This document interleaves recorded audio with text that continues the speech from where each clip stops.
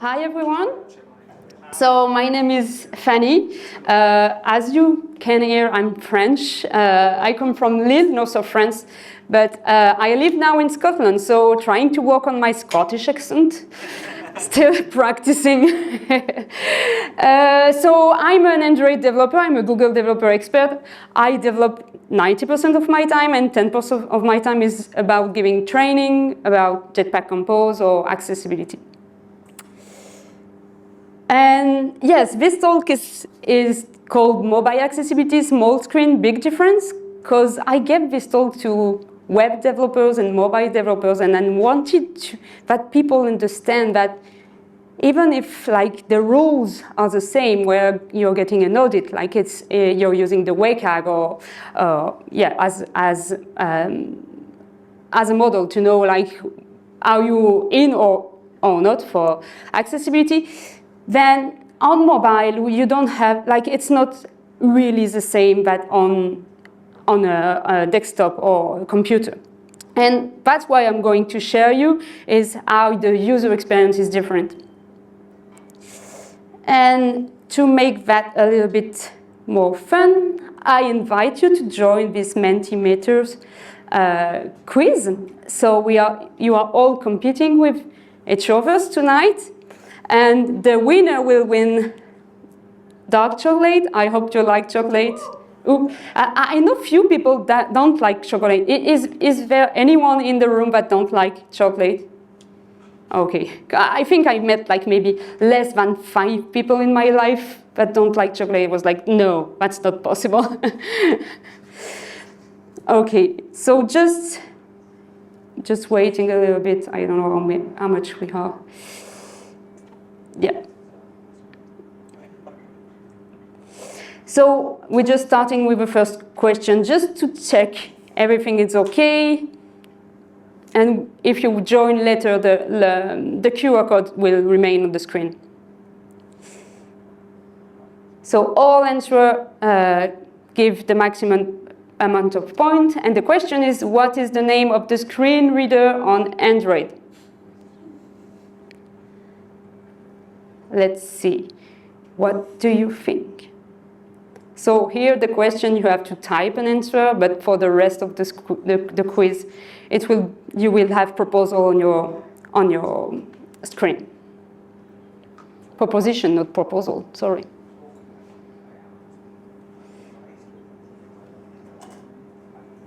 Few seconds.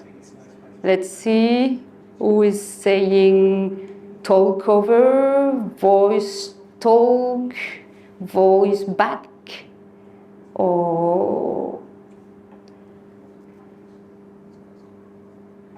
And the answer is talk back, and not photo, not talk back. Oh, sorry for this one. Accessibility Scanner is actually the application you can use that is available in the store to assess your accessibility. It will detect like if you have buttons that are too small, the contrast and everything, but it's not the screen reader. And a screen reader is actually what is used by blind people to use a phone. And VoiceOver is for iOS and Mac. I'm sure we have people doing iOS in the room, right? Anyone developing on iOS? Yeah. I did get it right. Okay, so we'll move back to the slides. That was just a warming up question. So first, before about talking deeply about user experience, let's just take a step back and talk about disability. There are more than 1.3 billion people with disability in the world. And in the UK, it's 16 million people. There are 4 types of disability. Can you tell me what are they? Anyone want to try? Physical, mental. Physical, yeah, motor, mental. Social. Social is probably the same, I guess. Auditory and visual, yes. So motor impairment is mostly, when we talk about mobile application, it's mostly people that can't use their hands or have like trembling issue. Auditory, of course, like people that cannot hear properly. Cognitive issue is really wide. It goes from Alzheimer's disease to ADHD. And visual impairment is about people who are blind or with low vision. And actually, the biggest type of disability in the UK is auditory, with 11 million people with auditory issue. And I think the second one after is cognitive, with 3 million, something like that. Visual impairment, we have in the UK 1 million people, and half are considered blind. So let's go to the second question. Be prepared, because for some question you have to be like fast to get more points, okay?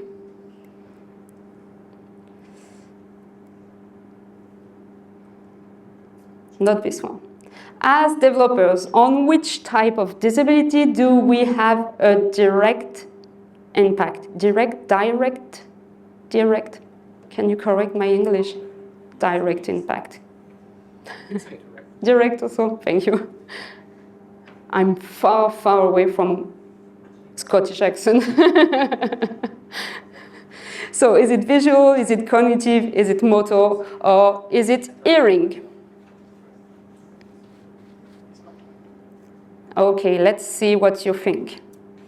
Visual, yes, 27 people in the room, and it was not cognitive. It was also motor impairment. I will explain to you why. And not hearing impairment. Let's just look at the board, but it's still like quite difficult to find who is the first one, but it will come later with the fastest people. So why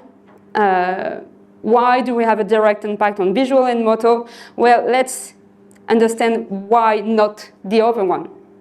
Cognitive accessibility, to help people with cognitive accessibility, will make sure our app are easy to understand, easy to focus, give time to the users, doesn't require to use too much memory, and all this are UI and UX best practice.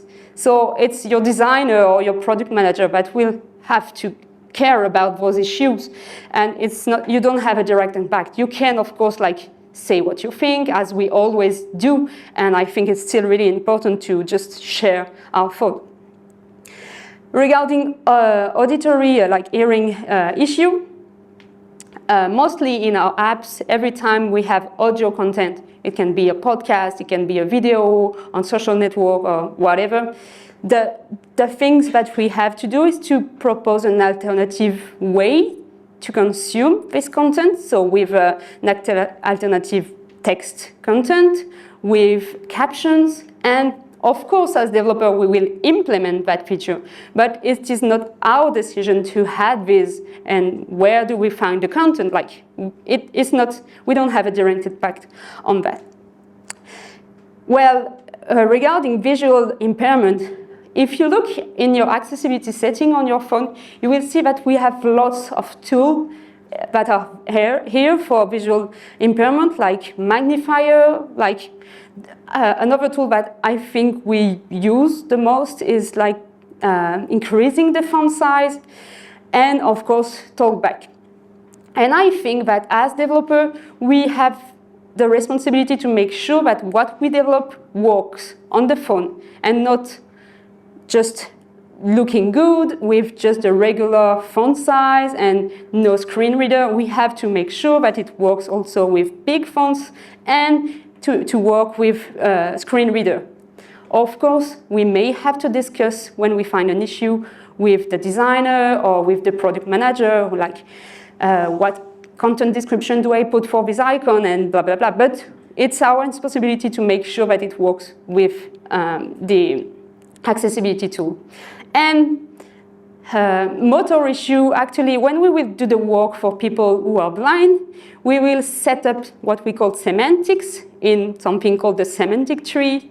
And this tree is also used by switch access, which will be used by people with motor issue, mostly. So motor issue, for example, imagine you don't have the ability of your hands. You might be using a clicker that you put here to interact with the UI. Well, the tool, you plug this clicker to switch access. That relies on the semantic tree. So once you do the job for visual impairment, it will do the job for people with motor issue. Like 98%, it will be okay. And you may have few edge cases to tackle. So now I want to focus a little bit more about screen reader specific UX. We are not talking about tonight about how to put a content description. I want to share with you all I have learned on a project I'm working on for 4 years. It's an application in France called the Localisateur. It basically helps people who are blind or with low vision to tackle everything that is not accessible in real life. For example, you arrive at a bus station and you wonder, like, what bus is coming to the station? When is the next bus? Is it going to be delayed? What is the route of this bus? And we also offer in this application audio player to listen to podcasts, to listen to audiobooks. And working on that project for mostly 4 years, I was really like working directly with blind users, which was like 90% of my user base. And I've learned a lot, and I wanted to share what do they like in application and what do they don't. And I will focus on 2 best practices. The first one is how we can optimize the reading order of the screen reader. And the second one is how to facilitate navigation to make it easier to reach something on the screen. So optimizing reading order, which led me to the third question. Let's go. By default, in a native application, in which order a screen reader browses elements on the screen? Is it based on the position of element in the view hierarchy, or is it based on the position of elements on the screen? So is it based on how you code and how far it appears in your code, or is it based on where is it positioned on the screen?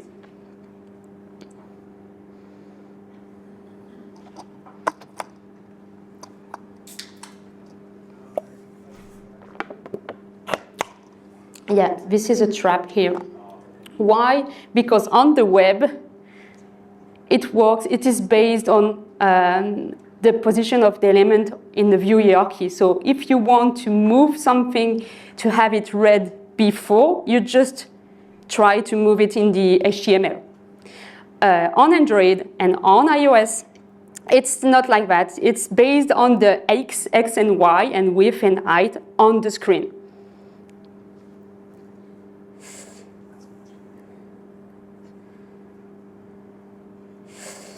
And the reading order, so the screen reader will scan what's on the screen, starting from the top right to the bottom left, like this.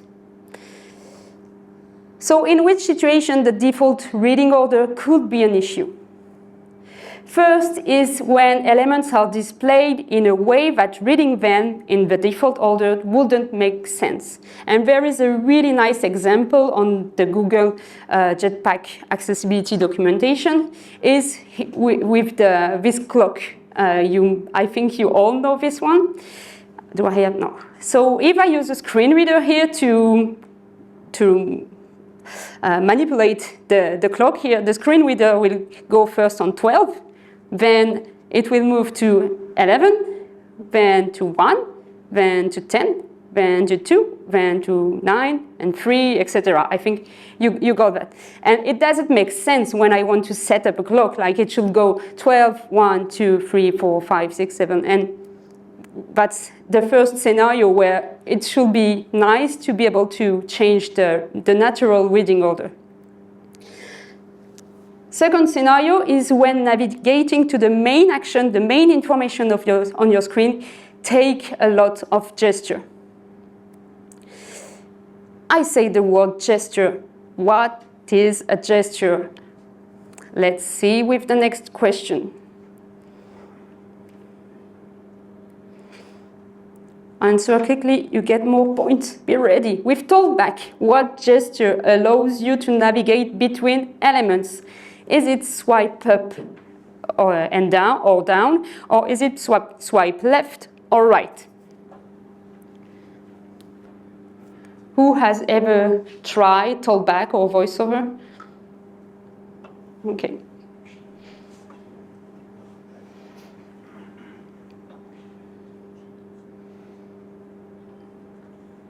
The good news is it works the same on talkback and voiceover.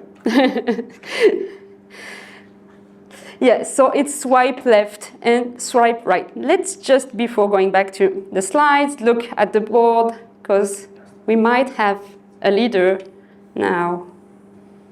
Well done, Batman. Yeah, who is Batman? So, yeah, to move from text 1 to text 2, when I've enabled the screen reader, basically for me on my Android phone, I pressed on volume up and down for a long time and it started talkback. And then it focused on the first element, top right. And to navigate from the first element to the next one, I swipe left and it moved the focus on the next element on the screen. Okay, now let's see a scenario when it can be bothering to access the main information on the screen with this way of navigating. So here you might recognize Spotify, but also like lots of music apps look the same.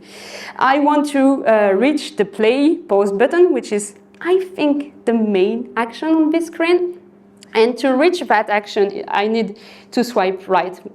1, 2, 3, 4, 5, 6, 7, 8 times to reach the main button on this screen. So, okay, what can we do to reduce the number of gestures needed to reach the main action of a screen, of this screen? We can modify the reading order, or we can add another element higher in the view performing the same action. To modify the reading order, that's exactly what we would have done with the clock situation. We would have changed the reading order to match the natural reading order in this scenario. And to do that, we will use the modifier semantics. For those who've never used it, this is the modifier that lets you change the information in the semantic tree, you know, the tree that is used by screen reader and by switch access. So every time you have to deal with accessibility, it's easy with Compose. You go with the modifier.semantics, and inside you will access all the property to add information or remove information for screen reader. And to change the reading order, I will use the property called traversal index and use 1, 2, 3. And that leads me to a new question. Let's go.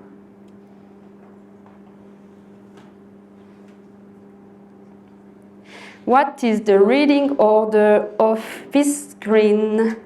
Is it text 1, text 3, text 2? Or is it text 2, text 3, text 1? There is a small trap here because it's different on iOS. And that's why I always struggle, because I develop on both OS and I always have to test. Like, I can't rely on, oh, it's always like that.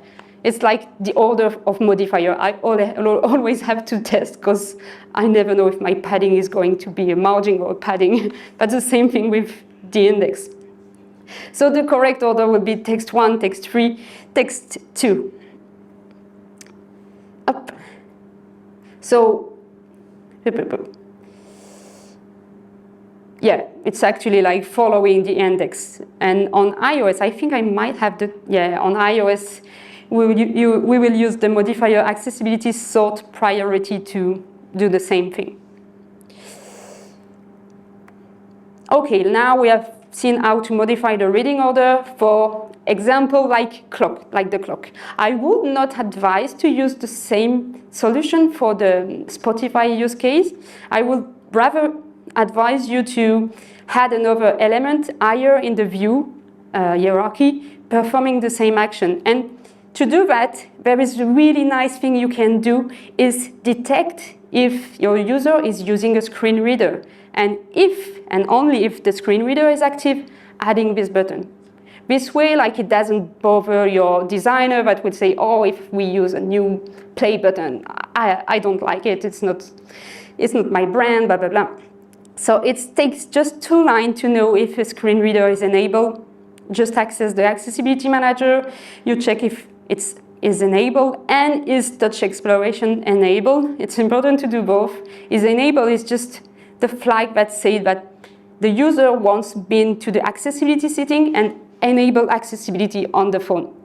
Maybe it hasn't enabled tollback, just enable accessibility. And the second one is about tollback. I don't remember why, but once I only used one of the flag and it didn't work as expected. And then in this situation, what we'll do is just add, for example, in the top app bar, a small play button. And this way, the play button is like the third button in the UI. And it's actually what my user on the app used by blind people, they asked me to do that. And also for a while, but they stopped, I don't know why, the Gmail app was doing exactly the same thing. And an interesting thing about the Gmail use case here, when we have a fab button, you know, we really like that on Android.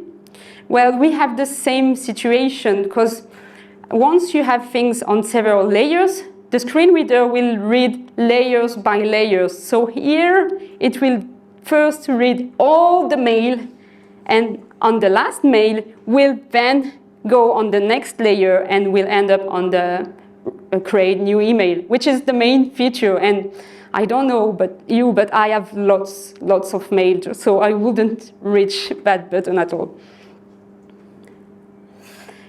Okay, let's move to the second best practice, which is facilitate navigation. There are several main navigation gestures on tollback.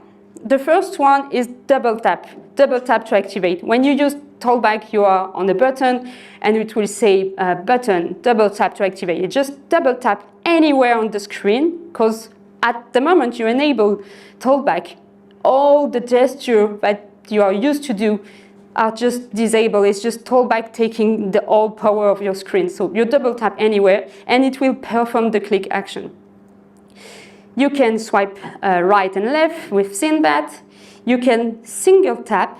Single tap is interesting because it's actually moved the focus of tollback behind your finger. So it's interesting for 2 things. It's interesting for us, a developer, we can reach faster if we want to test something that starts from our bottom menu. We can just click on the bottom menu, double tap, and then we reach quickly what we want to test. But also some blind person tried to remember where are things positioned, and if something is positioned on a reachable place compared to the phones, they use that. For example, on the player we have on my app, the play button is actually right in the middle here, and some users reach directly the play button because they know it's just on top of the edge of the phone here. And also, when they discover a new app, they use this gesture to discover the screen. Because if you keep your finger on the screen and you just move like that, it will just read everything under your finger. And that helps them like understand quickly if the app is usable or not accessible at all. And a last gesture is swipe up and down. Swipe up and down is actually like a gesture that you can configure.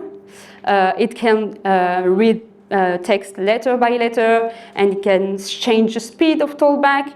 But one really useful gesture, option for this gesture is to navigate title by title, and we will see how to do that. So how can we facilitate navigation?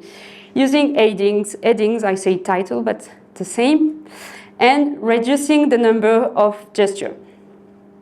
Using heading, again, Spotify-like application, we see this pattern a lot in media application. We have titles, we have quite long vertical list, and again a title, vertical list, a title, and navigating here could be a nightmare, because if I have to go through everything to finally reach the made for you, it will take me lots of gesture. A good thing here will be to use headings in the semantics. This way, when the user is hearing stories for kids, it will say story for kids, heading, swipe up or down to navigate from heading to headings. If the user swipes down, it will move to recently played.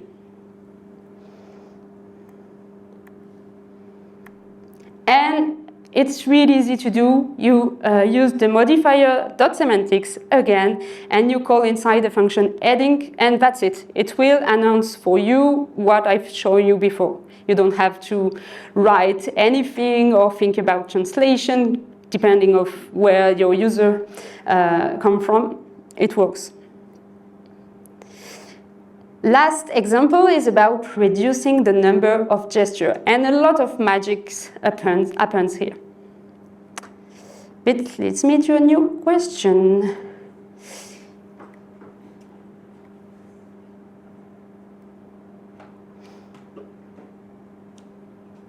How many gestures are required to navigate through an entire tweet here in the Twitter application? I have to find another example, but it was really well made by the Twitter developer team at that time. So how many gestures to navigate through an entire tweet? When I say navigate, it's like knowing what actions are available and going from tweet to tweet in an easy way. And the answer is 1. Nobody got it. But I mean, I did it on purpose. Like the way I asked the question is a bit, so don't have to look at the board. Okay, let's see how they did. So when I arrive on a tweet, it's a here, Doric in London, meetup in London, blah, blah, blah. All the text just at once, because they merged all the components. This is easy to do, and there is no magic yet, okay? So to do that, you use, again, modifier.semantics with inside the parameters of this modifier, merge descendant equal true. You don't have to put anything special inside. If you want like a brute merge, like just having everything said next to each other, just do it like that. And of course, if you want to improve that or override what is being said, you can inside the function like replace the text, the content description, blah, blah, blah. Then the magic happens when we use specific interaction available on screen reader. We will use custom action and long click. Who has already used custom action? Ooh, well done. You did use it. That's nice. So what are custom action? So when I'm on the street, it has read all the content, and it just says first like the basic click action, which is double tap to view full conversation. But then it says action available. Use tap with 3 fingers to view. So if we tap with 3 fingers, it actually opened this menu. We haven't developed anything special beside custom action, and we'll see how to do that after. And it lists all the action related to that tweet. Activate to view post, reply, repost, like, share, or post options. And to do that, it's really easy. Inside the modifier.semantics, we have a parameter custom action, and we just gave it a list of custom accessibility action object with a label and, of course, the lambda of your action. This use case I think we can use it really a lot in our application. If you have a shopping app, it can be useful to, for example, like merge everything, and in your custom action, maybe propose like add to favorite, see details, or blah, blah, blah, lots of things. We have lots of lists, and as soon as on a list you have several actions available, it's really useful. And just if we look again at the tweet, it avoids us like one swipe here, another swipe here, another swipe here, here, and probably here. So we remove like 6 gestures, and moving from one tweet to another tweet, just take 1 gesture.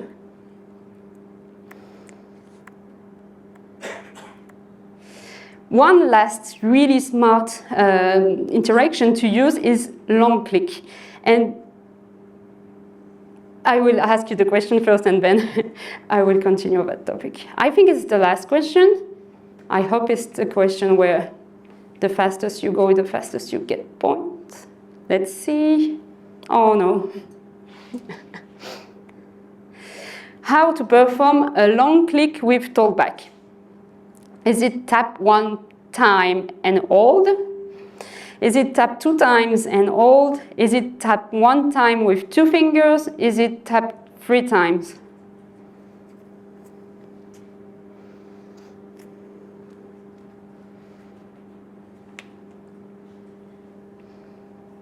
The first time I had to do this gesture, you really struggled because my finger wanted to come back because I'm used to just click and leave.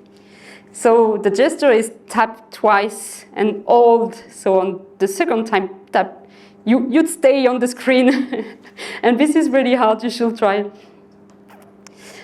Again, I'm saying this is really hard, you should try it, but blind persons are really used to all that gesture, and they are really agile doing all that gesture using screen reader. They use screen reader with the voice going 200% faster. It's really impressive.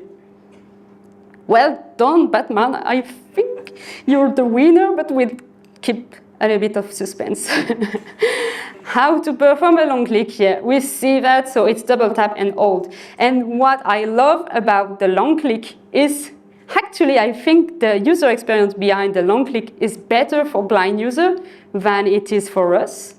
I don't know you, but every time there is a long click behind something in our app, I miss that. Like the first time we could do a long click on WhatsApp to modify the message, it's someone that showed me. I was like, wow, I can modify the message. I don't know how to do that. Just long click on the message.